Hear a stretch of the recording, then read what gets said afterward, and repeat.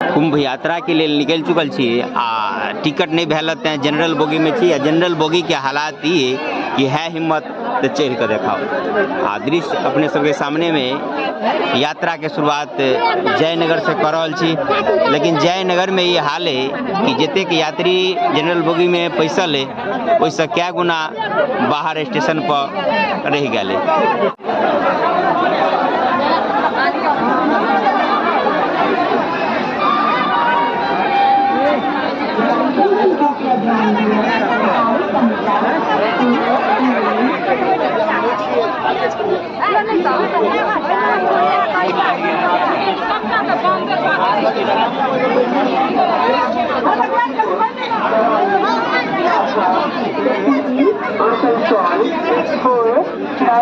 तक जाए गंगा सागर एक्सप्रेस अपने निर्धारित समय 16 मई को 10 मिनट प्लेटफॉर्म संख्या 3 पर प्रस्थान करें।